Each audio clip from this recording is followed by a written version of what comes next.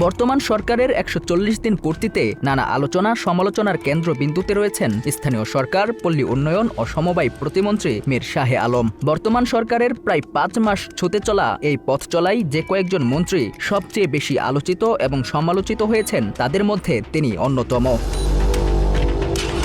সম্প্রতি প্রবাসে থাকা সাংবাদিক ডক্টর কনক সরোয়ারের ইউটিউব চ্যানেলে এক বিশেষ সাক্ষাৎকারে অতিথি হিসেবে যোগ দেন তিনি। সেখানে নিজের রাজনৈতিক উত্থান এবং সরকার প্রধানের সাথে তার সম্পর্ক নিয়ে খোলামেলা কথা বলেছেন প্রতিমন্ত্রী মীর শাহে আলম। ৩৫০০ কোটি টাকার কোনো কাজ না করে শুধু কাগজ কলমে দেখে উঠে না দেওয়া হয়েছে।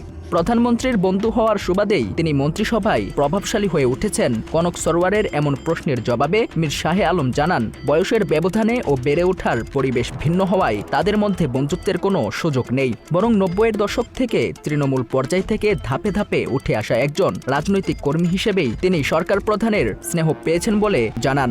যে মাননীয় প্রধানমন্ত্রী জনাব তারেক রহমানের বন্ধু হবার আমার কোনো সুযোগই নেই। এই কারণেই, কারণ মাননীয় প্রধানমন্ত্রীর বেড়ে ওঠা পড়াশোনা সব ঢাকায়, আমার বেড়ে ওঠা পড়াশোনা সব বগুড়া জেলায়, শিবগঞ্জ এবং বগুড়া কেন্দ্রিক।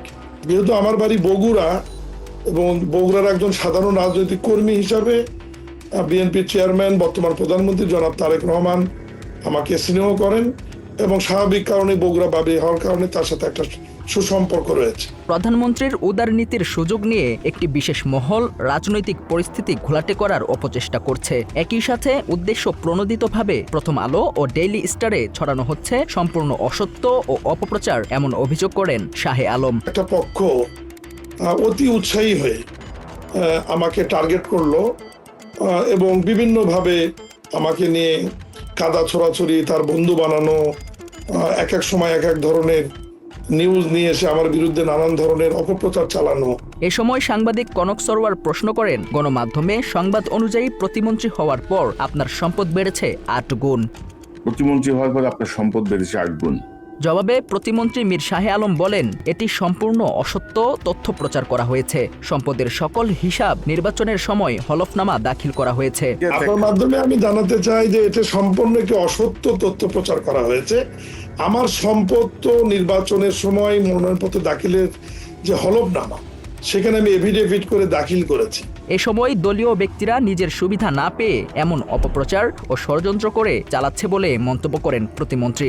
বিএনপি অনেক বড় একটি রাজনৈতিক দল, আপনি অনেক প্রজ্ঞাবান একজন সাংবাদিক, আপনি নিশ্চয়ই জানেন যে বড় দলে তো টানাটানি একটু থাকবে, যে কে উপরে যাবে, কে নিচে যাবে, কে কোথায় থাকবে। অনেক যোগ্যতম লোক হয়তো স্বাভাবিক কারণে মন্ত্রিসভায় স্থান পায়নি, আবার অনেকে মনে করেছিল যে ওনার হয়তো মন্ত্রিসভায় স্থান পাওয়ার কথা না, উনি পেয়েছেন। এগুলো নিয়ে তো একটু আলোচনা সমালোচনা আছেই। মীর শাহে আলম আরো বলেন, মিডিয়াকে অবাধ স্বাধীনতার যে ঘোষণাটা দেয়া হয়েছে তারই অপব্যবহার করছে অনেকেই।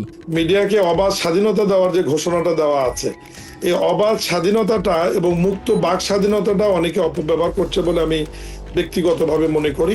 তারপর আমি চাই যে মিডিয়ার স্বাধীনতা থাক, মিডিয়ার কণ্ঠরোধ না হোক। দীর্ঘ প্রায় ১ ঘন্টার এই সাক্ষাৎকারে স্থানীয় সরকার মন্ত্রণালয়ের নানা দিক নিয়ে আলোচনা হলেও শেষাংশে সরকারের ভবিষ্যৎ রূপরেখা নিয়ে গুরুত্বপূর্ণ পর্যবেক্ষণ তুলে ধরেন ডক্টর কনক সরোয়ার। তিনি জানান, ফ্যাসিবাদ বিরোধী জুলাই আন্দোলনের মাধ্যমে প্রতিষ্ঠিত এই সরকারকে মূল্যায়নের জন্য ১৮০ দিনের যে সময়সীমা বেঁধে দেওয়া হয়েছিল তা পার হলে প্রশাসনের বড় ধরনের পরিবর্তন আসতে পারে।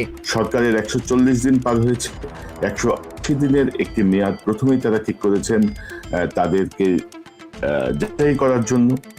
সরকারের বিভিন্ন পর্যায় থেকে বলা হয়েছে ৬ মাসের সময় দেন, ৬ মাসের দেখেন, ৬ মাসের মধ্যে যদি না হয় বিশাল পরিবর্তন আসবে।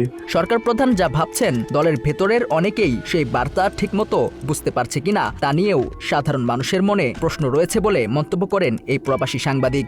প্রধানমন্ত্রী যা ভাবছেন, প্রধানমন্ত্রী যেভাবে চাচ্ছেন, সেভাবে তার দলের ভেতরেই অনেকে চাচ্ছেন কিন্তু তার সেই ভাইবটা বুঝতে পারছেন কিনা সেটি নিয়ে আমার মনে যেমন প্রশ্ন আছে, আমাদের সাধারণ মানুষদের মনে অনেক প্রশ্ন আছে।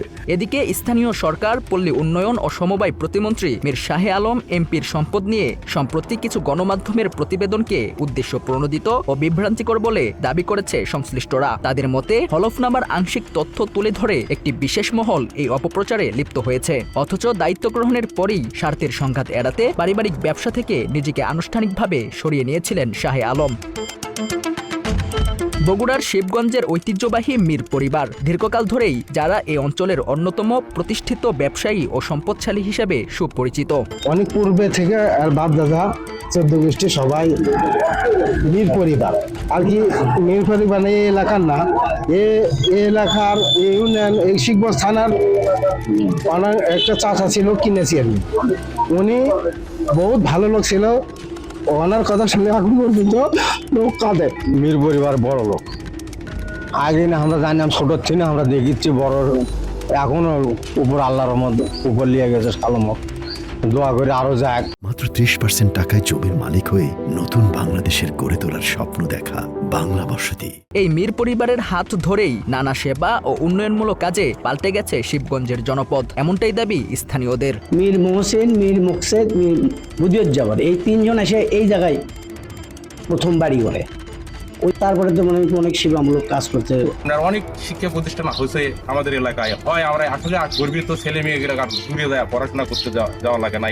শাহ আলম এই এলাকার জন্য এত কিছু করছে, এত কিছু উন্নয়ন কাজ করছে। এমনকি এলাকার মানুষের প্রতি এই পরিবারের সহায়তার হাতও অনেক প্রসারিত বলে জানায় তারা। এছাড়াও তাদের প্রতিষ্ঠিত বিভিন্ন ব্যবসা প্রতিষ্ঠানে অসংখ্য মানুষের কর্মসংস্থান হয়েছে, যার মাধ্যমে স্থানীয়রা জীবিকা নির্বাহ করে আসছেন। এবং ওনাদের বাড়িতে আমি আগে থেকে কাজকর্ম করছি, কোনোরকম কোনো ইয়ে নাই, ভালো, খুবই ভালো। এবং পাড়ার যত গরিব মানুষ এমন সময় জেলা আছে সবাই সর্বক্ষণ তার সাথেই লেগে থাকে। এবং আমার বাপ দাদা, আমার 85 বছর বয়স, সিগারেট চলছে, এই পর্যন্ত আমরা এই জায়গাতে আছি। এদিকে খায় নুন ভাত খায়, আমরা 10টা ছোট মানুষ হচ্ছে, এগুলো খায়। এই কাপড় পাঙড় সরান টরান সবই ওইদিকে জায়গাতে। এই মিলে আমার পরিবার সহকারে আমার সংসার চলে এবং কয়েক গায়ে সংসার চলে। জাতীয় সংসদ নির্বাচনে ইসিতে জমা দেয়া হলফনামা অনুযায়ী মীর শাহে আলমের নামে 1824 সম্পত্তি এবং 12টি ব্যবসা প্রতিষ্ঠানের সুস্পষ্ট তথ্য উল্লেখ রয়েছে। উত্তরাধিকার সূত্রে প্রাপ্ত সম্পদের পাশাপাশি কৃষি ও শিল্প খাতেও পরিবারটি দীর্ঘদিন ধরে ব্যবসা পরিচালনা করে আসছে। সংশ্লিষ্টরা জানায়, প্রতিমন্ত্রীর দায়িত্ব গ্রহণের পর স্বার্থের সংঘাত বা কনফ্লিক্ট অব ইন্টারেস্ট এড়াতে মীর শাহে আলম পারিবারিক ব্যবসার মালিকানা ও ব্যবস্থাপনা থেকে আনুষ্ঠানিকভাবে লিখিতভাবে সরে দাঁড়ান। ব্যবসা পুনর্বিন্যাসের অংশ হিসেবেই জাতীয় নির্বাচনের আগে 2026 সালের 2 ফেব্রুয়ারি পরিবারের মালিকানাধীন রোমা অটোরাইলস মিল 42 কোটি টাকায় বিক্রি করা হয়। অথচ সম্প্রতি প্রথম আলো ও ডেইলি স্টারের মতো গণমাধ্যমে প্রতিমন্ত্রীর সম্পদ নিয়ে যে খবর প্রকাশ করা হয়েছে তার পেছনে ভিন্ন কোনো উদ্দেশ্য রয়েছে বলে মনে করছেন সচেতন মহল। তাদের দাবি, হলফনামায় 1824 সম্পত্তির কথা থাকলেও প্রতিবেদনে মাত্র 31% তথ্য উল্লেখ করে সম্পদের প্রকৃত চিত্র আড়াল করা হয়েছে। এছাড়া নতুন করে 242% জমি ক্রয়ের যে দাবি করা হয়েছে সেটিও প্রতিমন্ত্রীর নামে নয়, বরং রূপসী রাইস অ্যান্ড পুষ্টি মিলস লিমিটেডের নামে কেনা হয়েছে। সত্যতা নিশ্চিত না করেই গণমাধ্যমের এমন ধারাবাহিক অপপ্রচার চলছে বলে অভিযোগ এলাকাবাসীর। আমার কাছে মনে হয় না যে এত কিছু যে শোনা যাচ্ছে বা দেখতেছি এইগুলা মানে কতটুকু মানে সত্যতা যাচাই না করে যে এত কিছু বলতেছে, এগুলা খুবই দুঃখজনক আমাদের জন্য। আজকে মন্ত্রী হয়েছে দেখে মানুষ অনেক ধরনের কথা বলতেছে যে আজ এটা করতেছে, কাল এটা। এখন এগুলো না, মন্ত্রী হওয়ার আগে এগুলো সম্পূর্ণ ওনার অবদান। এগুলো হলফনামার পূর্ণাঙ্গ তথ্য পর্যালোচনা না করে স্রেফ আংশিক তথ্য প্রকাশের মাধ্যমে রাষ্ট্রের গুরুত্বপূর্ণ দায়িত্বে থাকা একজন জনপ্রতিনিধির ভাবমূর্তি ক্ষুণ্ণ করার এই চেষ্টা বস্তুনিষ্ঠ সাংবাদিকতার পরিপন্থী বলে দাবি সচেতন মহলের। যোগ সাজশে গণমাধ্যমের নানা ধরনের ষড়যন্ত্র করা হচ্ছে। এছাড়াও তাদের মতে শাহে আলমকে বিতর্কিত করতে দলের একজন প্রভাবশালী নেতা এবং মন্ত্রীর যোগ সাজশে গণমাধ্যমের নানা ধরনের ষড়যন্ত্র করে যাচ্ছে। এই অবস্থাতেই কনক সরোয়ারের সাথে আলোচনায় যোগ দিয়ে সমালোচনার জবাব দিলেন শাহে আলম। বাংলা এডিশন, ঢাকা।